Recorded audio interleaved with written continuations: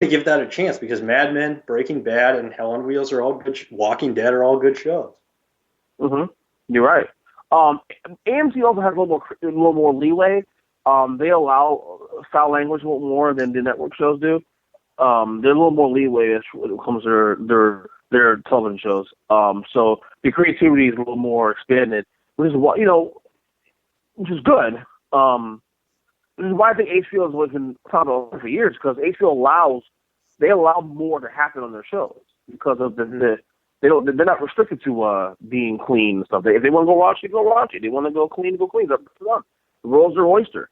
So I think that plays a part to the success of HBO and the cable stations. But AMC has a little more leverage in terms of, and even FX to a certain degree also has a little more leeway when it comes to content, as opposed to Fox and CBS and all those major networks.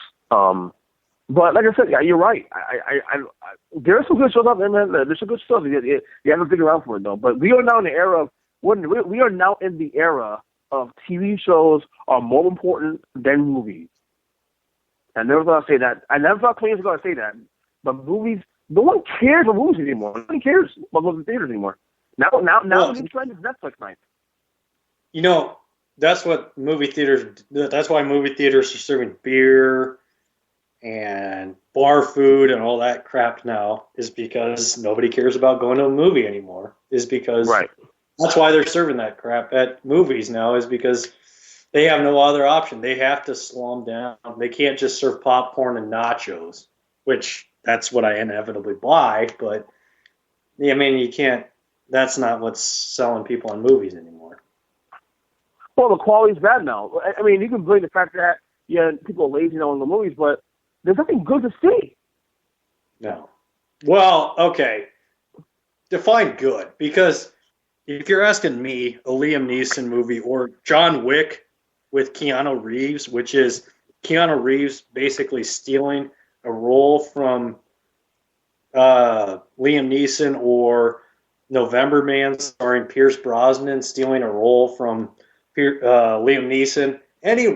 Those are movies that are calling my name. And right. I'm not saying I'm a Liam Neeson fan, but I'm a fan of his movies. I'm not a fan of Liam Neeson. I'm a fan of the movies that are written for him. And those are two movies that are written for him. And those look like two awesome movies. Well, and then it stands to now. Then it figures why, they put out 3 Liam Neeson movies a year, because they need his star power, I guess, to sell tickets. Because if they're drawing you in there, I mean, that's cool. But like I said, there once upon a time there were movies that used to draw me in to the theaters. Now, not so much. Yeah. Well, we got a little bit more time for. I'll let you go. The Heat. I know you don't. Yeah. You don't buy into the You're like me. You don't buy into the preseason. However, I have stooped below the level of watching preseason games. Have you watched any preseason yet? Bob, I'm gonna be honest with you. Okay, because I write for SB HaHa Hoops, the SB Nation affiliate for Miami Heat. And we started a podcast months ago, and on the recent episode we did about a few weeks ago, I stated on the podcast that I'm not gonna watch any preseason basketball. I have the same rules I have with football. I don't watch fake basketball. No, I've actually seen every game. And in fact, I've been very impressed because of the fact that not just Heat games, but also other games in general, you're seeing star players playing to the fourth quarter. Mm-hmm. I mean, you've seen Dwayne Wade, Chris Bosh playing fourth quarter minutes also too. And so that's got me intrigued. What I've seen the Heat, I mean, it's obviously early, but just the last couple of games too, they look pretty good. I mean, they look like a team who can compete. There are a lot of concerns I have, obviously. Rebounding, of course, is a concern. That was the same concern we had when LeBron was here. The rebounding, the interior. Injuries, obviously, is a factor. Can make Roberts hold up? He hasn't played all preseason long, although he says he's going to play the opener on next week against Washington. But the larger concern I have is spacing, 3-point shooting. And the last couple of years we had a Mike Miller or James Jones, Ray Allen, real snipers. And not to say you don't have any shooters on the team. We have guys that can shoot the rock. like a Chalmers and Napier, and even Lou Alden can shoot the ball pretty well. Wade when he wants to, but there are no true 3-point snipers in there. So that's a little concern for me going forward. But I've been really impressed with the team, to be honest with you. But I do want to see them, once the season starts and the lights are really real. I am curious to see how this team competes in the Eastern Conference. Unfortunately, I don't like to say it, but I'm kind of a buyer into the Heat right now. Okay. I like, I mean, you're kind of the same way, but you're probably not one to buy into the Knicks very often, but it's easy to not buy into the Knicks ever. But, like I did all my best with the Celtics when they got, that whole cast of characters when the Heat had LeBron and Mel and Wade and all them. I feel like this Heat team, I still feel like they could do some damage. Okay, the Cavs, you're counting on two guys that are injury prone and have never played a playoff game in their life. So you can't tell me that them in a series against the Heat in the playoffs is not going to be a competitive series. I'm just not buying that because I think people are buying into the Cavs. And you're right though. But the thing is though, once again, LeBron James. That's the biggest tilt. LeBron is going to make those guys better than they've ever been. LeBron's going to make Kyrie Irving better than he can ever imagine. LeBron's going to make Kevin Love better than he can imagine. The thing that Miami had when they started the Big Three, going in 2010, going into the process, was that there was already established championship pedigree in Dwayne Wade.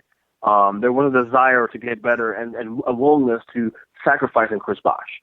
So while it was a rough first year in terms of the adjustment, the guys were willing to play their roles and were willing to make the proper adjustments needed.